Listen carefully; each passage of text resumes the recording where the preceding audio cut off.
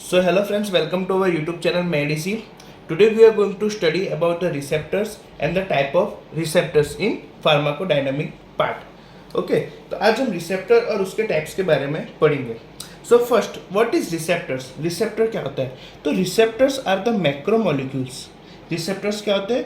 They are the macromolecules or complex of macromolecule.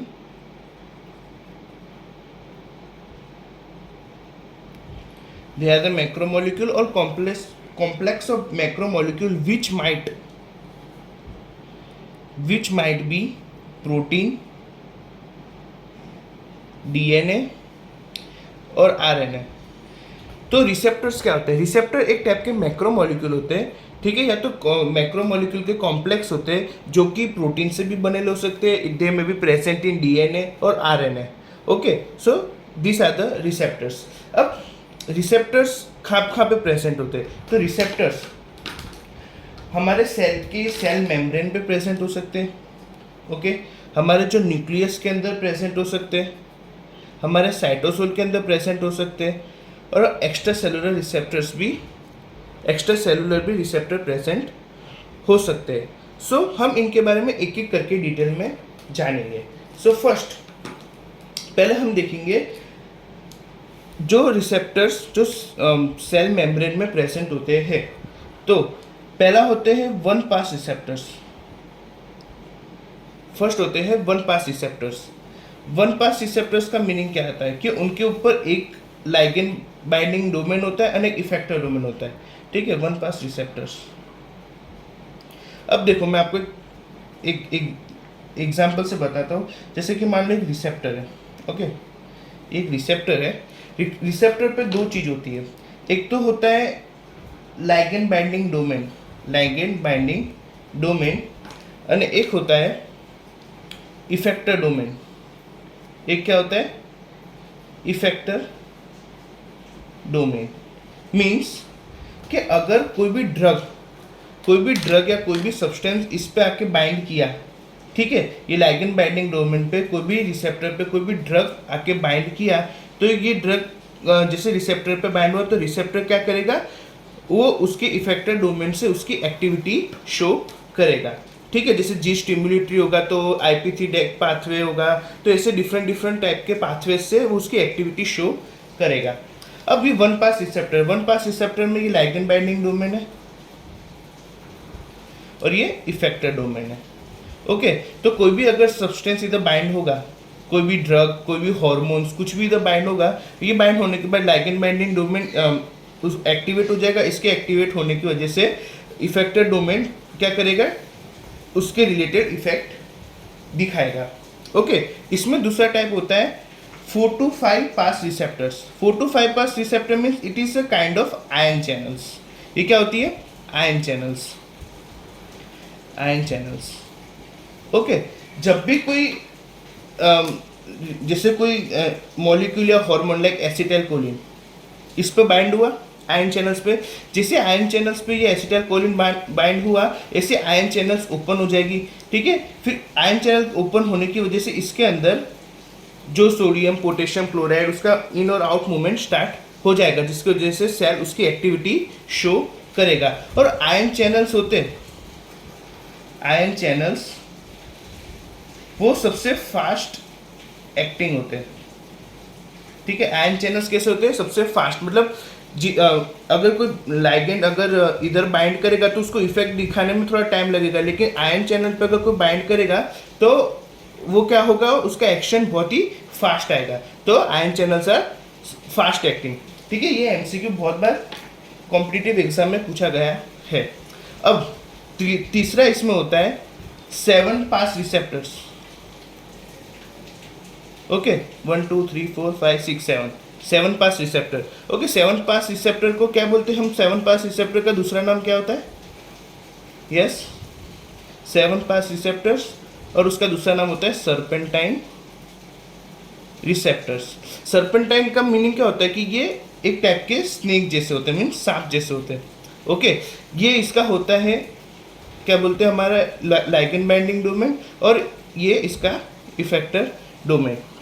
Okay अभी receptors protein के बने होते हैं, तो प्रोटीन में एक तो सी टर्मिनल होता है और एक एन टर्मिनल होता है, ठीक है। तो सी टर्मिनल और ये एन टर्मिनल होता है।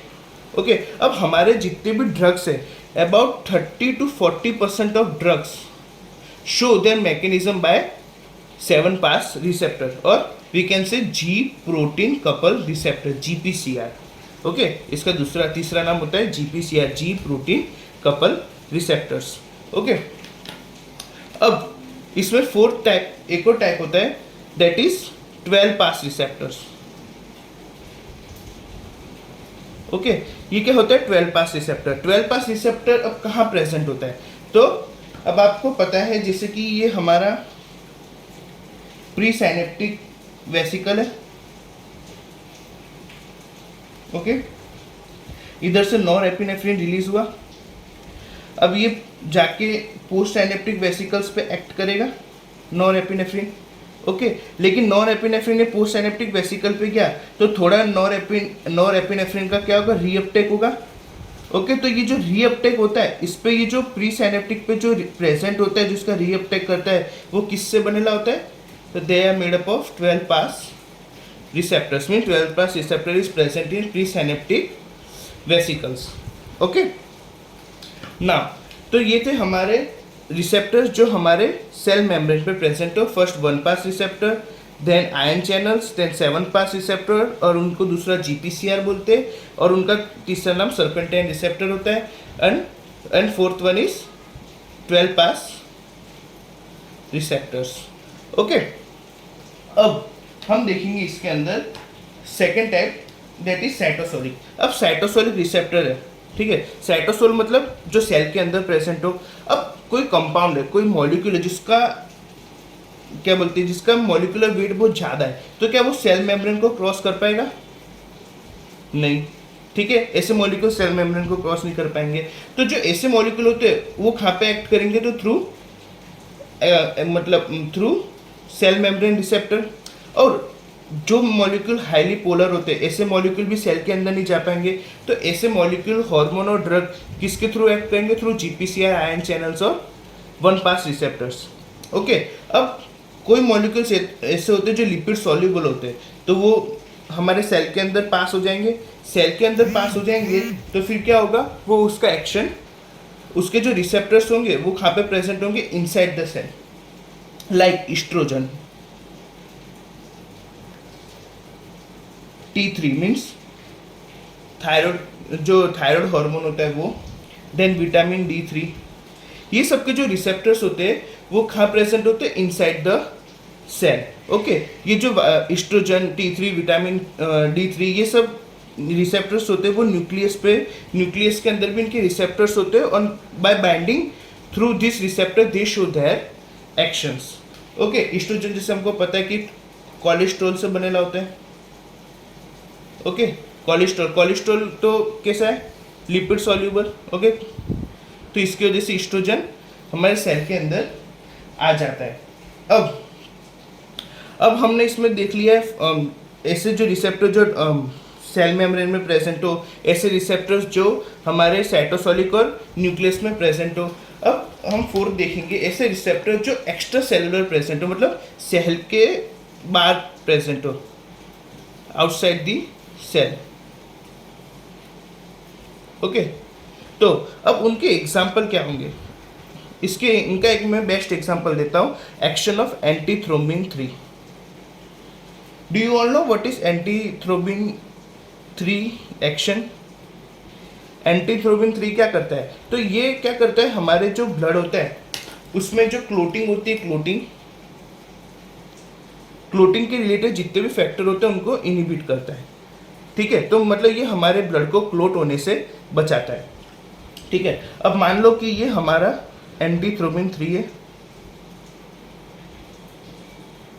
ओके अब ये हमारे क्या करेगा, ब्लड को क्लोट होने से बचाएगा।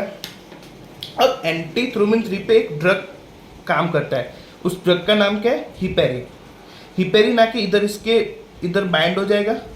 हिपेरिन के बाइंड होने की वजह से क्या होगा, हिपेरिन ये एंटीथ्रोम्बिन 3 का क्या करेगा, फंक्शन को इंक्रीज कर देगा। इसके फंक्शन को इंक्रीज करने की वजह से क्या होगा, ब्लड का क्लोटिंग और डिक्रीज हो जाएगा।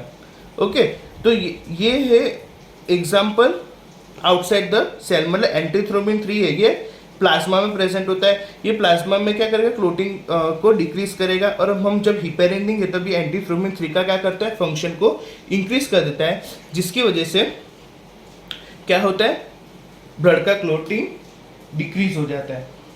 ओके, अब जैसे कि हमारे जो रिसेप्टर्स जो प्रेजेंट होते हैं, आयन चैनल जैसे मैंने आपको बताया सबसे फास्ट एक्टिंग होता है, ठीक है। तो आयन चैनल्स